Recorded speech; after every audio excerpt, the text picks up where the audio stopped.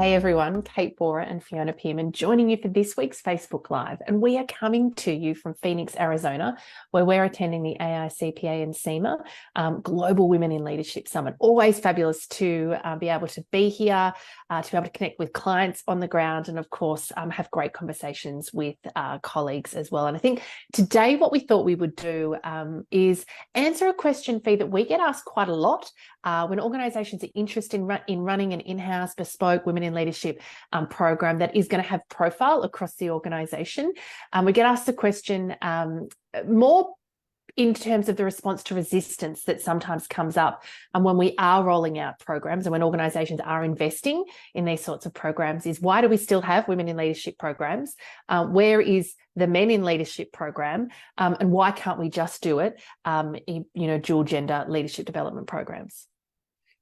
Yeah, and all good questions, right? It's good to dig in and to recalibrate and to think about these things. Look, I think the piece we want to offer first is basically the data does not lie.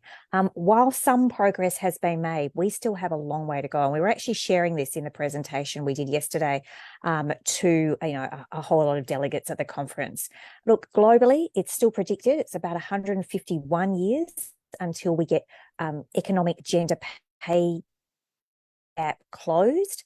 So that's a big gap we've still got to fill. For every 100 men that get promoted in that first level of leadership, only 87 women do. So we start to see a compounding effect from that. We know that still the representation of women at those very senior levels, whether it's C-suite or CEO, is still woefully small comparatively. Women we still got a lot of data that says women are speaking up less in meetings, that they are spoken over more than interrupted more by both men and other women. So there's still a lot going on that we've got to address. Yeah, I think what happens when we're inside the program, when we're inside rooms with 24 high potential, high performing female leaders who the organisation is wanting to invest in, is the conversations are different. We do, in years gone by, we've done dual gender, leadership development programs. We still do a little bit of it for our existing clients, but we see, right, tactically and practically, the conversations are different. When it's single gender, when it's all women in the room. I can't talk to what happens when it's all men in the room, but certainly when it's all women in the room, the conversations are different. They go deeper very quickly. We see within 60 minutes of kicking off a program, women being super vulnerable, sharing experiences, normalizing, saying me too, and there is just an incredible connection. There is incredible camaraderie that happens through those conversations, and then of course throughout the program, that creates courage, that creates confidence. Yeah, look, what we do know is that societally and in workplaces, there's still a lot of challenges that women are experiencing. Yes, we're making some inroads, but the truth is there is still a lot of bias playing out. There's still a lot of conscious and unconscious bias. There's still a power vacuum a lot of the time for women. Even navigating the word power itself can be a challenge. So there's lots of ways in which we support and resource women to reframe some of those default beliefs and assumptions, to start to think differently about these concepts and to actually do something different, to take small acts of confidence, to try things, and to start backing themselves in ways they haven't previously. I think what we see is that overall, we work with all genders in different programs, and we definitely say that women experience a heightened sense of self-doubt. They often are second-guessing themselves. They're worried about judgment and criticism.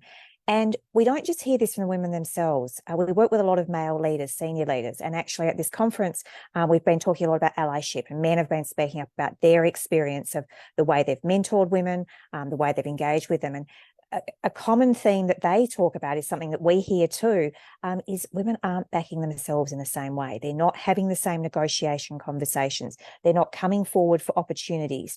They hold back until they're 100% ready, whereas other people are throwing their hat in the ring much earlier, or when, they maybe only got 50 or 60% of the perceived criteria.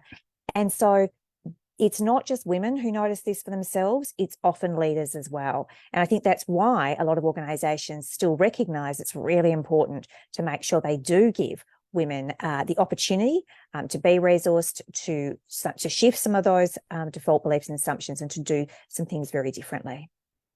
Yeah, I think ultimately the conversations are different, the experience is different in the program, the environment that these women are navigating is different, and then how women respond to that environment is different. And so creating a container, a safe container, a psychologically safe container, where they can reflect on where they are, what's going on for them, recognize some of the roadblocks that are stopping them from achieving what they want in career and life, and then being able to set some pretty clear goals and be supported to take imperfect action. That's where the magic is. And look, based on over 150 years to achieve gender equity in the world, I think we might be having these women in leadership programs for quite a long time, Fee. Yes, yeah. And look, I'd encourage organisations to be open to this and to think about how they're going to resource their women, because certainly the intention that we see is many organisations that we want to foster gender equity. We're serious about it. We think it's really important. I sat next to a CEO of a firm this morning, and he said, I've got 15 women here. We're absolute believers. We've been doing this for 12 years and we're going to keep doing it. So exciting and encouraging to hear that. I think, I wanted to share, we saw Dr.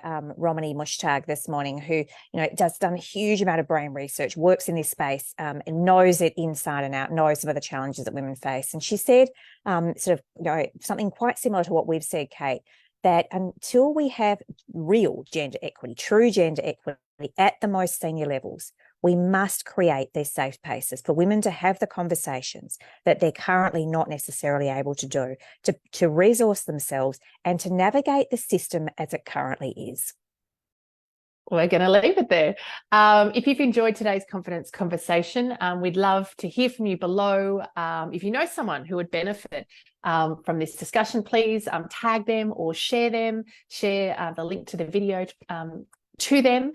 And if you're interested in finding out more about the work we do inside organisations, or if you're an individual wanting to invest in your own professional and personal development, head over to our website, coreconfidence.com.au.